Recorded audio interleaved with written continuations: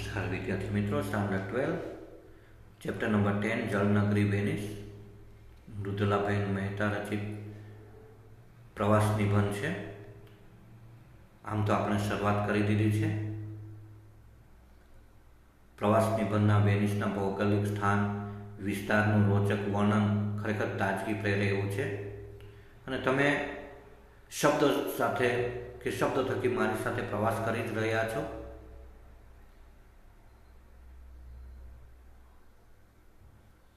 તો આપણે કન્ટિન્યુઅસ આગળ વધીશું. સ્થળ અને જળ માર્ગોની જેટલી રોચકતા છે તેટલી જ રોચકતા વેનિસના સ્થાપત્યની છે.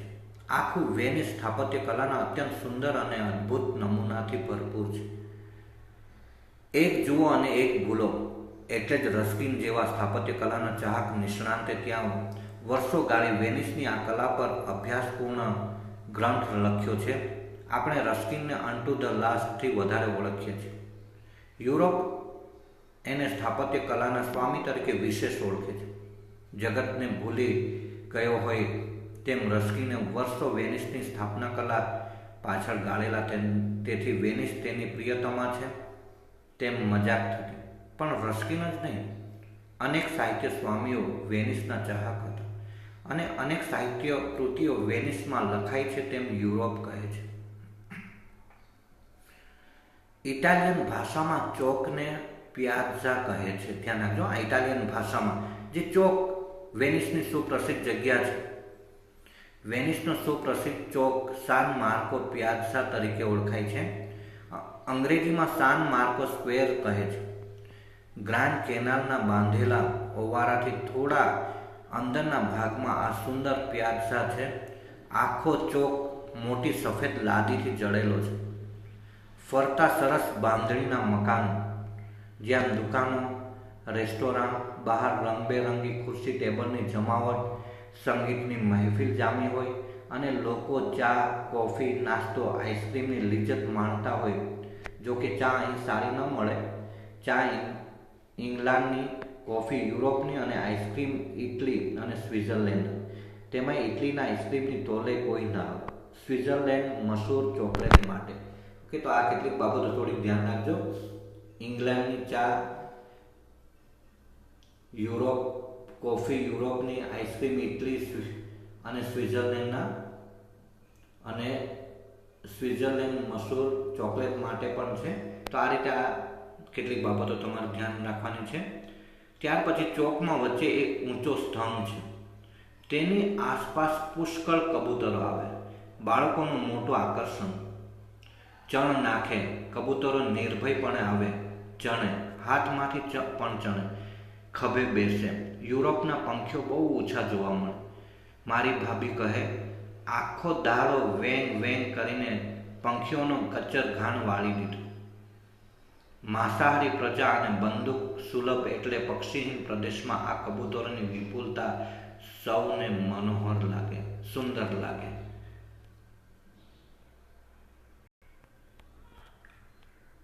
સામે સાન માર્કોનું ભવ્ય દેવળ. આગલો ભાગ સુંદર શિલ્પ અને કોતરણીથી સજાવેલો છે.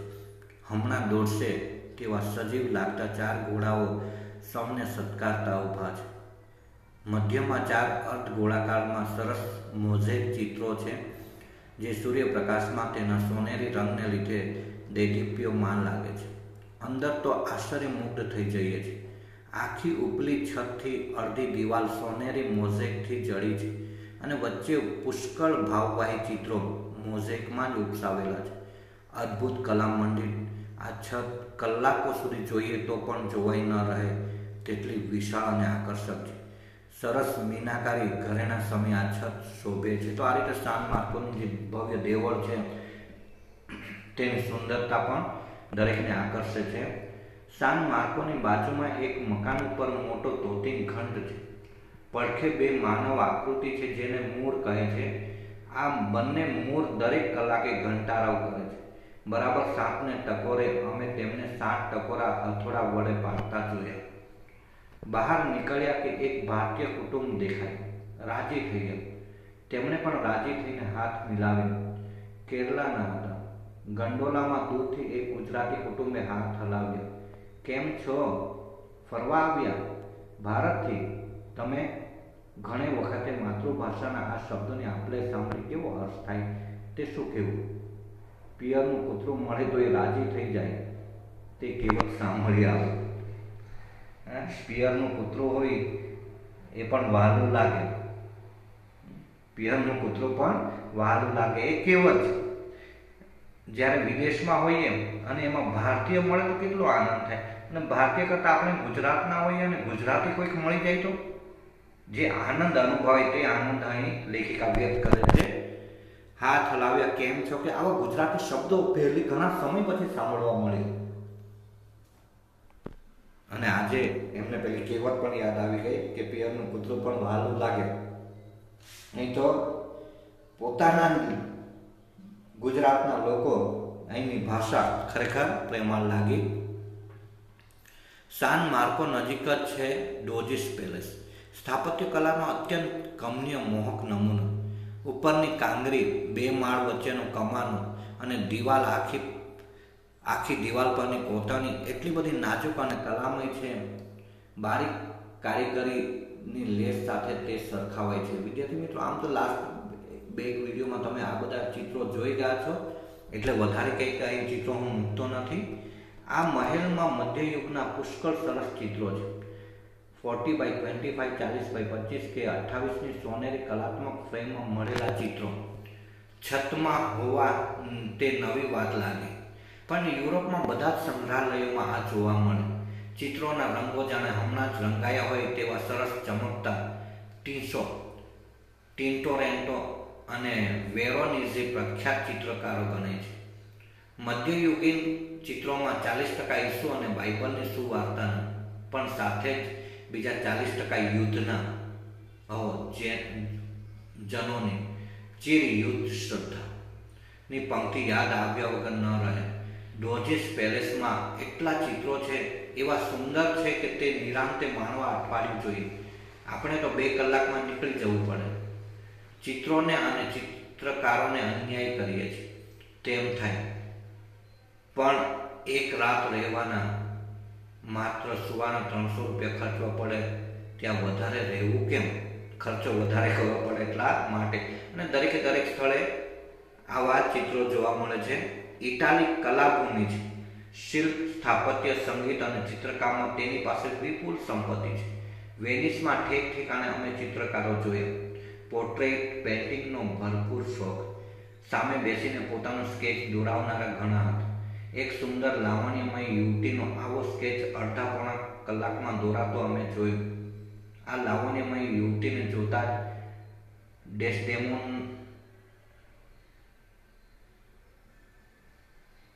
ડેસ્ડેમોનાનું સ્મરણ થયું. આમે વેનિસ, ડેસ્ડેમોના અને ઓથેલોની પ્રણયભૂમિ. મહાકવિ શેક્સપિયરની આ અમર શોકાંતિકાનો અંત સાયપ્રસમાં છે, પણ પ્રારંભ અને પ્રણયભૂમિ વેનિસ છે. અચાનક એકવાર મુંબઈમાં ઓથેલો ફિલ્મ જોવાની તક મળી. તેના ભાવવાહી દ્રશ્યો એક પછી એક મનના ચક્ષુ સમક્ષ ઉભરાવા લાગ્યા. શંકાનું વાદળ ઊભું કરતો ઇયાગો, તેના જેવા ક્રૂર ખલપાત્ર જગત સાહિત્યમાં કદાચ બીજું નહીં હોય. છેલ્લે રૂમાલની સાબિતી પર શંકા દ્રઢ થતા ઓથેલોના પ્રણયભીના અંતરમાં તુમુલ ઘમસાણ મચે છે. ત્યારે પ્રતિકરૂપે પ્રચંડ સમુદ્ર તાંડવ મૂકી ફિલ્મી કલાકારોને અદ્ભુત સૂઝ દાખવી છે. તે દ્રશ્ય ભૂલાય નહીં તેવું છે. ઓથેલો જેવો વીર થોડીક ગફલત અને થોડીક ઉતાવળમાં હણી જેવી નિર્દોષ, પવિત્ર અને રૂપરૂપના અંબાર સમયે ડેસ્ડેમોનાની ક્રૂર હત્યા કરી બેસે છે. પણ છેવટે તેને આપણું અંતર માફ કરે છે, કારણ તેને સત્ય સમજાય છે. ત્યારે તે ત્વરિત પોતાનું પણ બલિદાન આપે છે. ખંજર ઉલાવી તે ડેસ્ડેમોનાના શબ પર ઢળી પડે છે. ત્યારે ઓથેલો ક્રૂર હત્યારો મટી અમર પ્રેમી બની જાય છે. તે કરુણાંત કથાનું પરમ સાફલ્ય આપણા અંતરને હલાવી જાય છે. વેનિસની શેરીઓમાં શોક અને પશ્ચાતાપ ઘેરા ઓથેલોના અંતિમ શબ્દ જાણે પડખાય છે. આ ફિલ્મની વાત છે વિદ્યાર્થી મિત્રો. ફિલ્મમાં આવી કંઈક કથા વસ્તુ છે કે ઓથેલો એક ક્રૂર જેને આપણે નેગેટિવ કેરેક્ટર કહી શકીએ, પણ અંતે જ્યારે દર્શકો એમને ક્ષમા કરી દે છે અને આ રીતે ઓથેલોના જે અંતિમ શબ્દ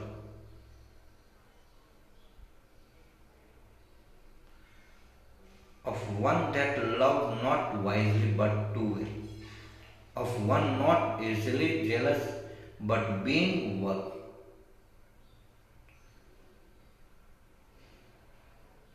perplexed in the extreme of one whose hand like the base Judan through a pearl away. એ શબ્દો વાગોળતા અને ઓથેલોના નિશ્વાસ સાથે અમારો નિશ્વાસ ભેળવતા અમે રિયાલ્ટો બ્રિજ પહોંચ્યા. શેક્સપિયરે આનું વર્ણન કર્યું છે. આ પુલ પરથી ગ્રાન્ડ કેનલ પરના બંને તરફના મકાનો સુંદર રીતે દેખાય છે. જુદી જુદી બાંધણીના રૂપાળા મકાનો છટાથી પાણીમાં ઊભા છે.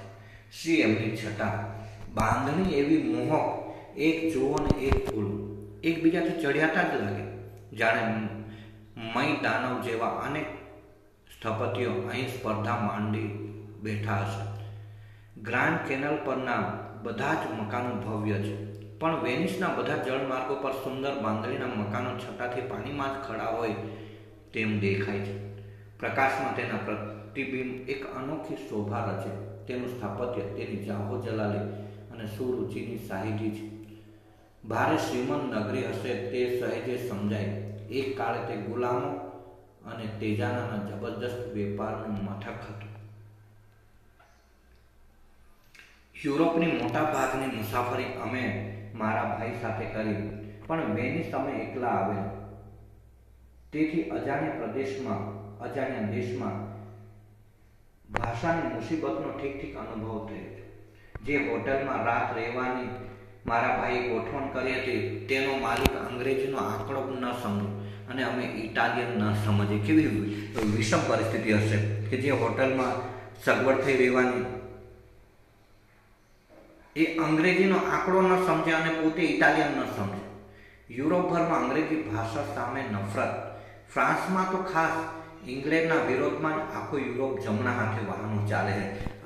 હવે કદાચ તમને સમજાયું હશે કે આપણે ડાબા હાથે વાહનો ચાલે, કીપ લેફ્ટ, તમે આપણે જોયું છે, પણ ત્યાં જમણા હાથે વાહનો ચાલે. અને કહેવાય છે કે ઇંગ્લેન્ડના વિરોધમાં જ આખું યુરોપ જાણે કે જમણા હાથે વાહનો ચાલે. દરેક દેશ પોતાની ભાષાનો જ આગ્રહ. શરૂઆતમાં જોઈ ગયા, તમને ખ્યાલ હોય તો માતૃભાષા પ્રત્યેનો પ્રેમ ભાવ ક્યાંક ને ક્યાંક આપણે એટલો જોવા નથી મળતો. દરેક દેશ પોતાની ભાષાનો જ આગ્રહ, છતાં બીજી ભાષા જાણે તો ફ્રેન્ચ જાણે, અંગ્રેજી નહીં. માત્ર અમેરિકા, ઓસ્ટ્રેલિયા અને દક્ષિણ આફ્રિકાના શ્રીમંત સહેલાણીઓની બોલબાલ. પૈસા કમાવાનું તે મોટું સાધન. તેથી ટુરિસ્ટ મથકો પર ભાંગ્યું તૂટ્યું અંગ્રેજી બોલનારા મળી રહે.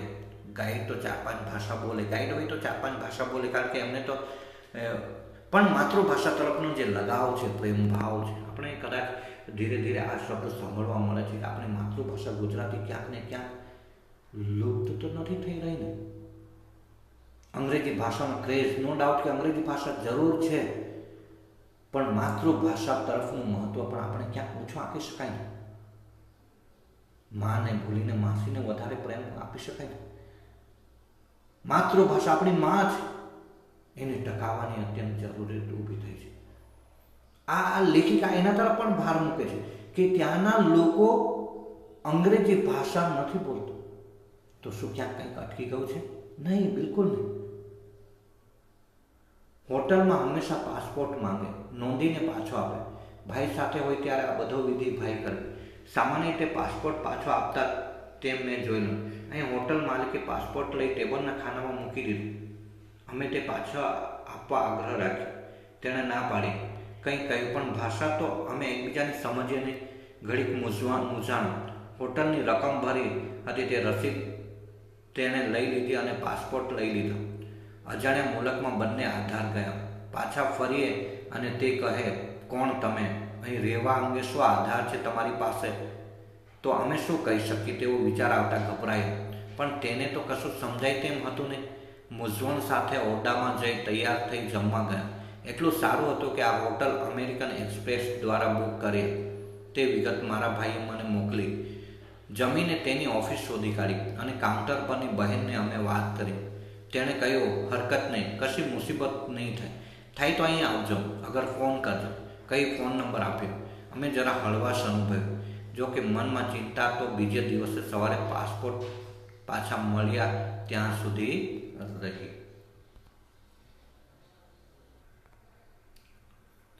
દુર્ભાગ્ય હોટલ અંદરના ખૂણામાં હતી. આવતી વખતે અમે ચીવટપૂર્વક રસ્તો ધ્યાનમાં રાખ્યો.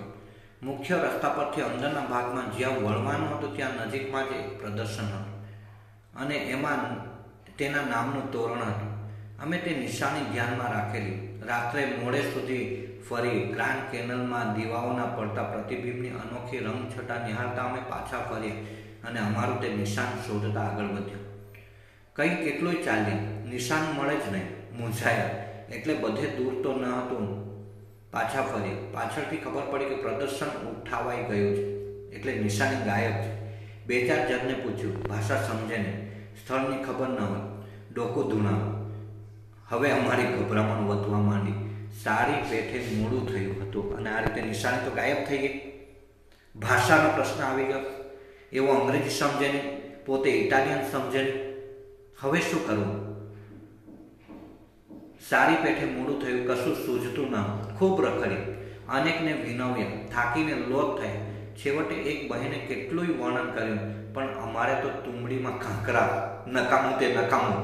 તુંબડીમાં કાંકરા જેનો કોઈ ઉપયોગ નહીં, નકામું. પછી વળી તેને કાગળ પર લીટીઓ દોરી. અજાણ્યા મુસાફરો માટે આટલી તસદી લેનાર બહેનનું પ્રેમાળ મુખ સદા યાદ રહેશે. તેણે જે કંઈ દોરી બતાવ્યું તે પરથી અડધું સમજ્યું નીકળ્યું. થોડે દૂર ગયા ત્યાં વળી અટક્યા. હું તો રડવા જેવી થઈ ગઈ. રસ્તા બધા સૂના થવા લાગ્યા. ટાળ કહે મારું કામ. ભારતમાં તો કોઈના ઓટલા પર પડ્યા રહેવાય, અહીં તો શીંગડું થઈ જવાય, શીંગડું થીજી જવાય. ઠંડીને કારણે શીંગડું થઈ. પ્રવીણભાઈ હિંમત આપે પણ મારા ટાંટિયા ધ્રુજે. એવા ગૂંચવાઈ ગયેલા કે છેલ્લે હોટલ પાસે જ આવી ગયા તો પણ ધ્યાન ન ગયું.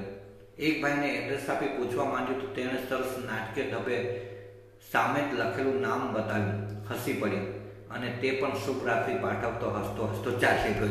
આ રીતે હોટલની સામે આવી ગયા, પાસે આવી ગયા, છતાં પણ આ પરેશાનીમાં એમને મળતું નહોતું.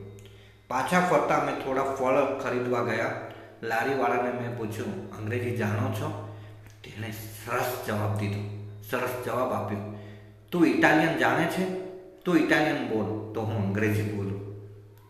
પોતાની ભાષા પ્રત્યે કેવો લગાવ છે કે તું ઇટાલિયન બોલ તો હું અંગ્રેજી ભાષા બોલીશ.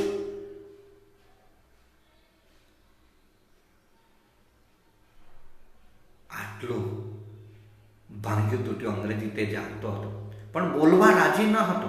પોતાની માતૃભાષાનું તેને કેટલું ગૌરવ છે.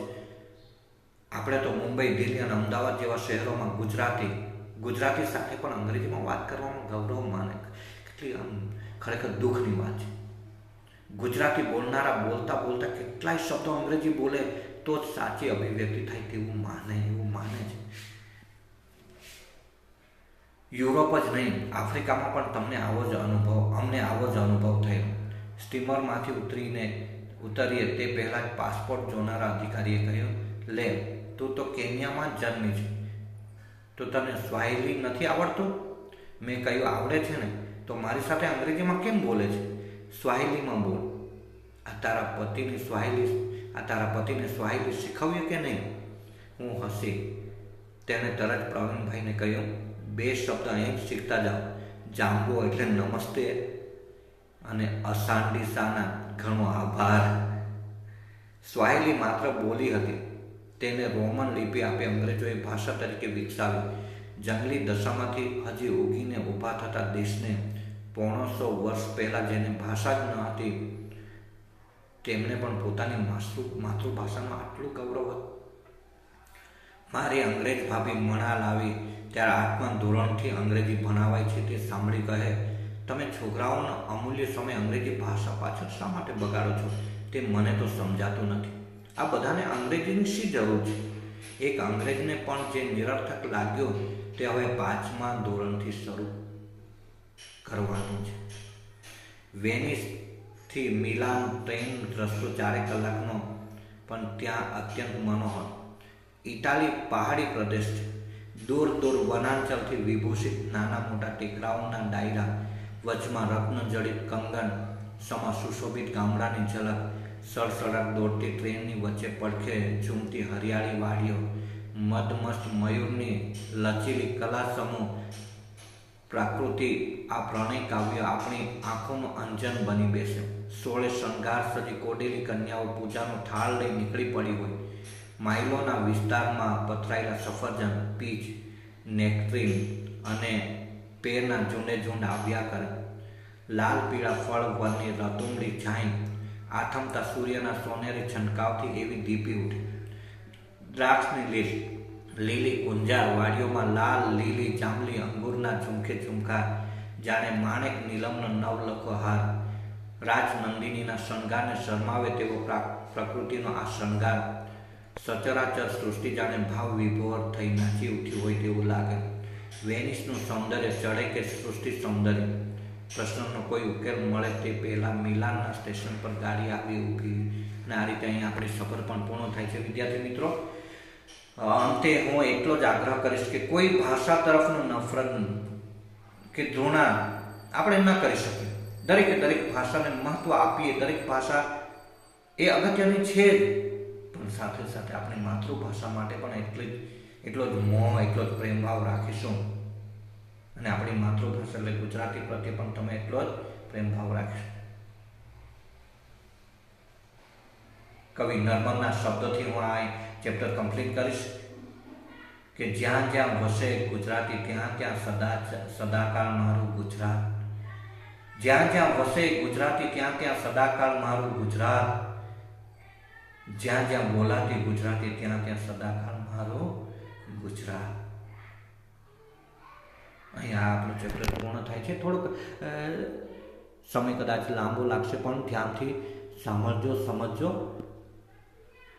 મીનિંગ્સ, ક્વેશ્ચન આન્સર આપણે નેક્સ્ટ ટાઈમ ડિસ્કશન કરીશું.